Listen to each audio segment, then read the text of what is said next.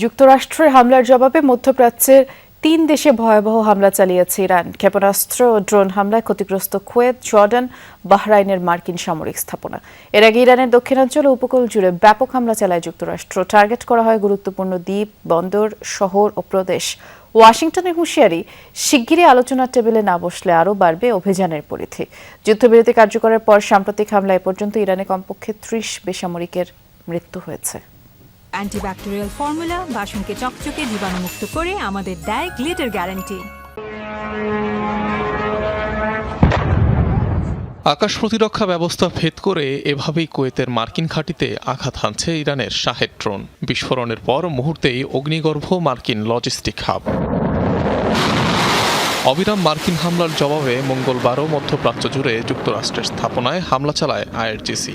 Kuwait সহ target করা হয় বাহরাইন ও জর্ডানকে।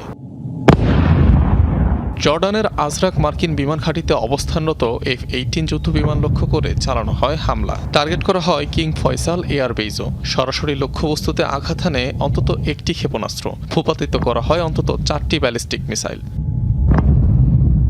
বাহরাইনে হামলায় মার্কিন পঞ্চম নৌবহরের কমান্ড সেন্টার ধ্বংসের দাবি করে ইরান। ক্ষতিগ্রস্ত হয় সাপোর্ট ফ্যাসিলিটি সেন্টার ও ফুয়েল ট্যাঙ্ক। কাতারে আল উদেইদ বিমান ঘাঁটিতে চালানো হামলার ক্ষয়ক্ষতি উঠে আসে স্যাটেলাইট চিত্রে। এর আগে ইরানের দক্ষিণাঞ্চল ও উপকূলীয় দ্বীপগুলোয় ব্যাপক বোমাবর্ষণ করে মার্কিন বাহিনী। শোনা যায় ধারাবাহিক বিস্ফোরণের শব্দ। ক্ষতিগ্রস্ত সিস্তান বালুচিস্তান প্রদেশের একটি সামরিক ঘাঁটি আহবাজ শহরে হয়েছে জোরালো বিস্ফোরণ। আবারও হামলার শিকার হয় সাবাহার বন্দর। অভিযানের পরিধি আরও বাড়ানোর পরিকল্পনা করছে ওয়াশিংটন। আমি না বলা পর্যন্ত হামলা থামবে না, চলতেই থাকবে।